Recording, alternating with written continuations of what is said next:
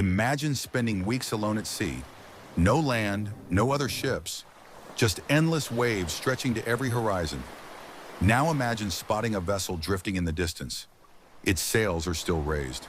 Nothing appears damaged. No distress flag flies from the mast.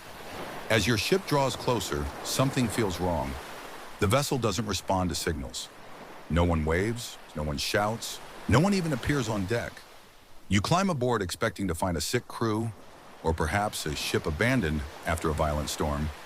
Instead, you find breakfast still on the table, personal belongings untouched, cargo neatly stacked below deck, enough food and fresh water to last for months, and not a single person anywhere on board. No captain, no sailors, no passengers, nothing. It's as though every human being had simply vanished into thin air.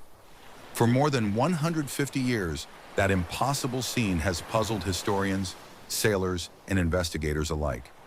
The ship was called the Mary Celeste, and despite countless theories involving pirates, sea monsters, giant waves, mutiny, and even aliens, no one has ever been able to prove exactly what happened. This is the true story of one of history's greatest maritime mysteries. Our story begins in New York City on November 7, 1872. The Mary Celeste was a merchant brigantine measuring just over 100 feet long. She wasn't a luxury vessel or a famous warship. She was built for transporting cargo across the Atlantic and had already survived years of harsh weather. Her captain, Benjamin Briggs, was one of the most respected seamen of his time. Fellow captains described him as experienced, deeply religious, and cautious. He wasn't known for reckless decisions or unnecessary risks. This voyage wasn't supposed to be unusual. The Mary Celeste had been hired to transport more than 1,700 barrels of industrial alcohol from New York to Genoa, Italy. The cargo was valuable, but not uncommon. Captain Briggs made one unusual decision before departure. He brought his wife, Sarah, and their 2-year-old daughter, Sophia, on the voyage. That alone tells us something important. Experienced captains rarely brought their families aboard if they believed a journey would be unusually dangerous. Everything suggested this would be another routine Atlantic crossing.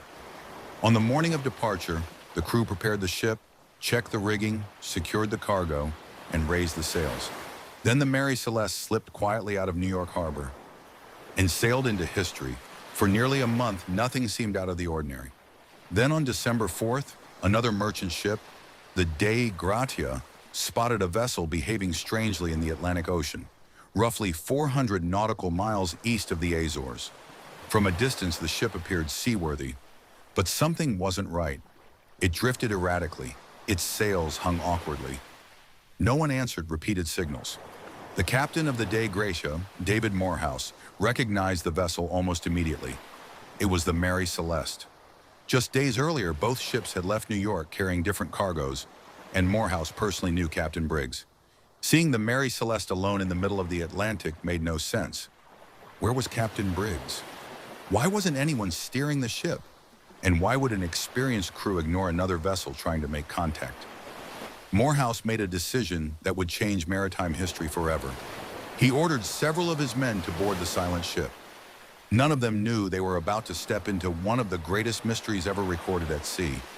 The boarding party expected answers. Instead, every step they took created new questions. The deck was damp from weeks at sea, but it showed no signs of a violent struggle.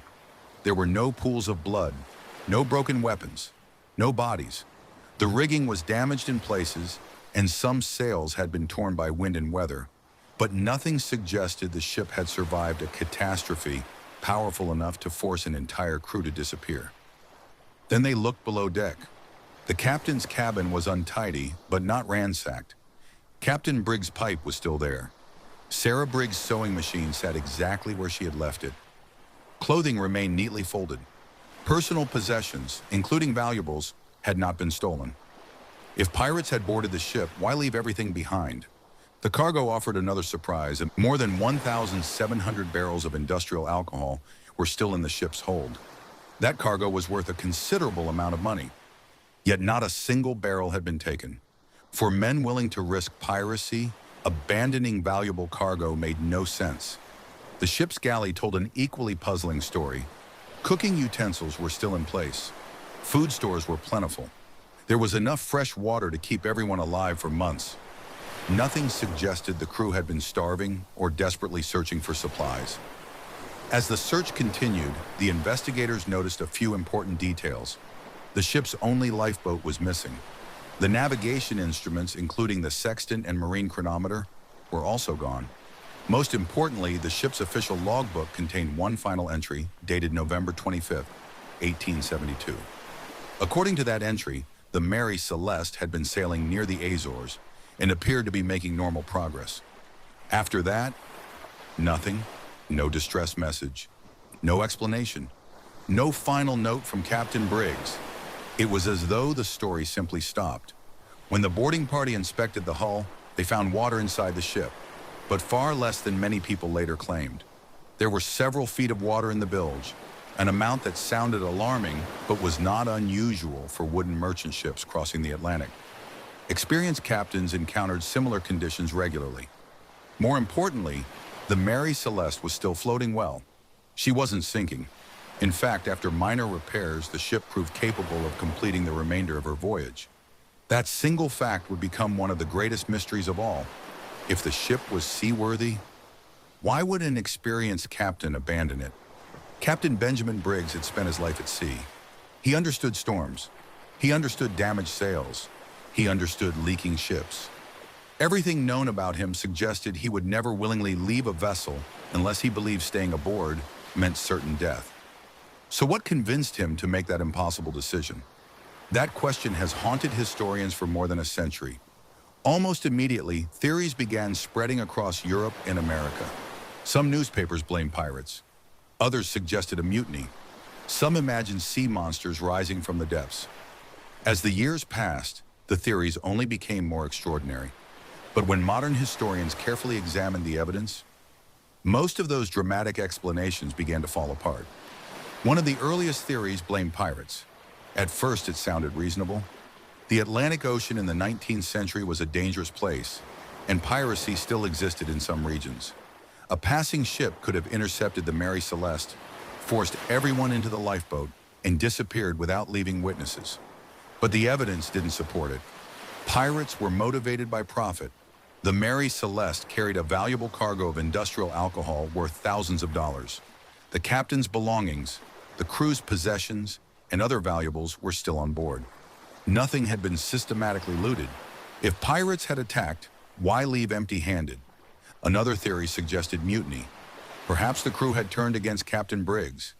Again, historians found little evidence to support the idea. Benjamin Briggs had carefully chosen his crew. They were experienced sailors with solid reputations, and there were no reports of serious disputes before the voyage. More importantly, if a mutiny had occurred, why abandon a perfectly good ship? The mutineers could simply have sailed it to another port and sold the cargo. Then came an even darker possibility: insurance fraud. Some speculated that Captain Briggs had intentionally abandoned the ship as part of a scheme to collect insurance money. That theory quickly fell apart as well. Briggs had an excellent reputation built over decades. Friends, business partners, and family described him as honest, cautious, and deeply religious.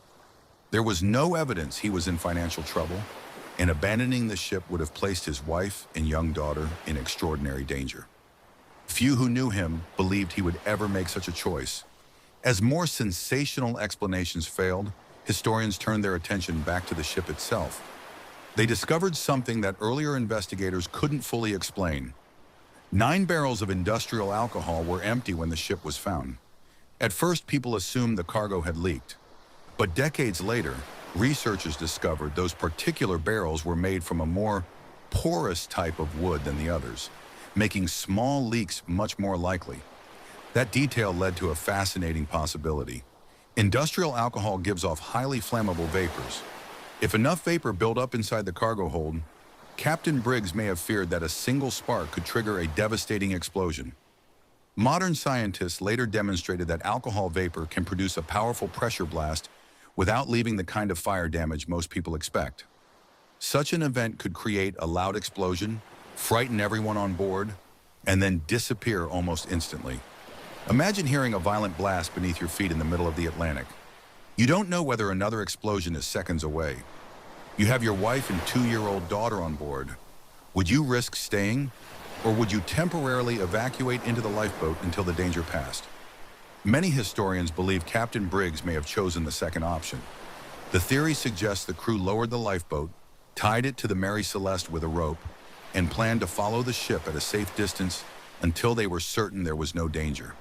If the rope later snapped during rough weather, the consequences would have been catastrophic. The Mary Celeste, still under sail, would slowly drift away. The small lifeboat carrying Captain Briggs, his family, and the crew would be left helpless in the open Atlantic. From that moment on, catching the larger ship would have been almost impossible. No one knows whether that's what truly happened. But for many maritime historians, it remains one of the most convincing explanations because it fits the physical evidence without relying on pirates, monsters, or the supernatural. Yet convincing is not the same as proven. That is what makes the Mary Celeste so different from almost every other famous mystery. There was no dramatic confession, no hidden diary discovered decades later, no survivor who suddenly came forward with the truth. Just a ship, and an absence that has echoed through history. Over the years, the story took on a life of its own. Novelists embellished the details, newspapers exaggerated the evidence, and storytellers added facts that were never true. Some claimed meals were still warm on the table when the ship was boarded. Others insisted cups of tea were waiting to be finished, as though the crew had vanished in the middle of breakfast. None of those stories were supported by the historical record. In reality, the mystery is compelling precisely because it doesn't need embellishment. A seaworthy ship was found adrift. Its cargo was largely intact. Its valuables remained untouched. Its lifeboat was gone. Its captain, his wife, their young daughter, and 7 experienced crew members had vanished without leaving a single confirmed trace. Despite extensive searches, no bodies were ever recovered. No verified wreckage from the missing lifeboat was ever found. No sailor from the crew was ever conclusively identified again. The Atlantic had simply swallowed them. The Mary Celeste herself continued sailing for years after the incident. She changed owners several times and crossed the oceans again and again, forever carrying the reputation of the world's most famous ghost ship. Ironically, her final chapter was far less mysterious. In 1885, more than a decade after the disappearance, the ship was deliberately wrecked off the coast of Haiti during an attempted insurance fraud by a later owner. The scheme failed, and the once famous vessel was abandoned to the sea. But even after the ship was gone, the questions remained. Every generation has tried to solve the mystery using the technology and knowledge of its time. Some searched for evidence of rogue waves. Others studied weather records from 1872. Marine engineers examined the ship's design. Chemists recreated explosions caused by alcohol vapors. Historians revisited witness statements and shipping records. Each investigation eliminated another unlikely theory, yet none could answer the one question that matters most. Why did Captain Benjamin Briggs, a cautious, experienced captain trusted with both valuable cargo and his own family, decide that leaving his ship was safer than staying aboard? Perhaps he saw a danger no one else could. Perhaps a split-second decision became a fatal mistake. Or perhaps the true answer disappeared with the people who knew it. More than 150 years later, the Mary Celeste remains one of history's greatest maritime mysteries, not because we know nothing, but because we know just enough to ask impossible questions. Sometimes the most haunting mysteries aren't the ones filled with monsters or myths. They're the ones that begin with ordinary people, who step into history and are never seen again.